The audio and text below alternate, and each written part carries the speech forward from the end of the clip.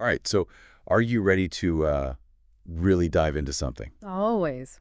Today, we're cracking open this book, I Don't Love You Anymore, by Rithvik Singh Rathere.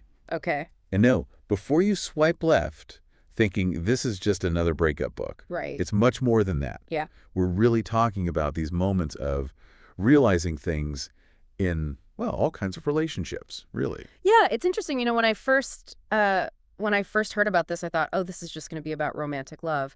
But it's really fascinating how Rathore uses that initial heartbreak almost as a launch pad to explore all these other spectrums of, our relationships with our parents, our friends, Yeah. even that complicated relationship we have with ourselves. Absolutely. It's like you start reading it and think it's going in one direction and bam.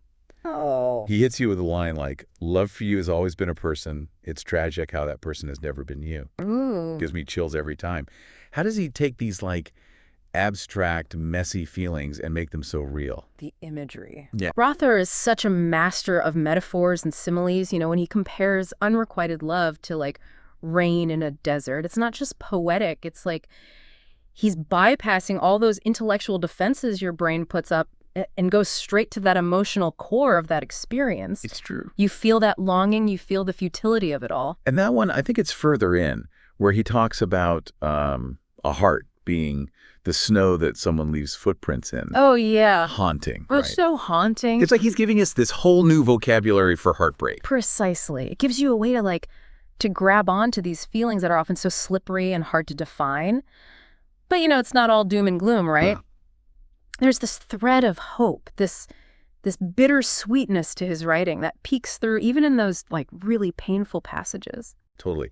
Remember that excerpt where he talks about someone who, sleeps with a book by their side and not a laptop, never finishes a show alone? Right. It's so relatable, that tendency to idealize someone, even when they're the ones who caused you all the heartache in the first place. And that's where things get psychologically interesting. Yeah. Why do we do that? Is it self-sabotage? Is it like a subconscious yearning for a different outcome? Or maybe even like a defense mechanism to avoid confronting, the full weight of that loss? It's deep stuff. But, he also talks a lot about self-worth. Yes. And not just in the you'll find someone who loves you kind of way, but about learning to love yourself first. That is huge. And it's something that connects to so much more than just romantic love, right? It's about self-compassion. It's about setting those healthy boundaries and breaking free from this constant need for, validation from other people. Yeah. Ruther's work, I think, it really urges us to look inward and recognize our own inherent worth, regardless of anyone else's perception. Yeah. And it's funny, even just reading these excerpts, you can feel that depth of emotion in his voice. This isn't just some guy, theorizing about love and loss. No. He's lived through it. He's been there, you can tell. You can feel it. And that vulnerability, I think, is so crucial. It's what makes his writing so relatable. It feels authentic, like a friend sharing their story, their pain, their process of healing. It makes you feel less alone.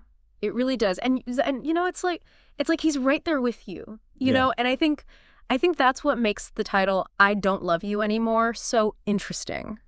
Because it seems so final, Yeah. so absolute. Right. But then you read the excerpts and it's a different story he's telling. It's not about erasing someone from your life, right? Right. It's more about what's the word? Transforming. Yeah, transforming the way you love them. Yes. How that love fits into your life, without completely derailing it. Yeah. Like that line, my heart was the snow you buried your footprints in. You're always with me, even when you aren't. Oh, wow. It's like you still carry those memories, but they don't consume you. It's so true. It's about acknowledging the impact that love had. Yeah. Even when it's over. Right. Without letting it totally define your present. Yes. And it's so fascinating to me. Why do we as readers find solace in someone else's heartbreak? Because it's universal. It is, isn't it? We've all been there, Rana Malay just gives a voice to all these messy, complicated feelings we have but don't always know how to, put into words. He really does. And he doesn't shy away from the raw stuff either, which I appreciate. Oh, yeah, yeah. Like there's that passage where he writes, I remember everything about you, but nothing that I loved you for. I remember you laughing after seeing me in pain, hanging up calls and smashing the door in my face. Wow. It's brutal, but But there's a liberation in that honesty. yes. Healing isn't always, pretty. It's not always this linear process we want it to be. Right. Acknowledging the anger, the resentment, all of it, it's part of the process. And Rathgori, he just normalizes those darker emotions, which again makes his work incredibly relatable. Absolutely. And it's not just romantic relationships either. Right. Like, remember when he talks about his mother? Yeah, yeah. He mentions her beautiful smile, but then how his father never let her smile for too long. Oh, that's such a poignant observation. Isn't it? It makes you think about how those early relationships, especially the ones within our families, can really, shape how we see love and worthiness later in life. It's true. It adds like a whole other layer to his exploration of love and loss, Definitely. Makes us examine our own experiences, maybe in a broader context. Totally. It's like we all have these invisible stories, right? Right. Shaping how we connect, how we interact with other people. But then there's hope, too. Like when he says, I found so much of me after you left, the shrinking of me was the cost of staying with you.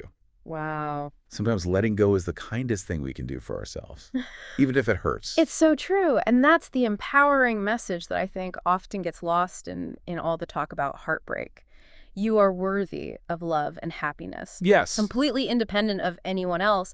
And Rether's work, it reminds us of that. It's about reclaiming your narrative. Yes. Your strength, moving forward with this renewed sense of self. It's a journey, though, isn't it? Oh, absolutely. Letting go, rediscovering yourself, it's messy, it's nonlinear. It absolutely is. And Rather, he captures that beautifully, I think, throughout the book. He really does.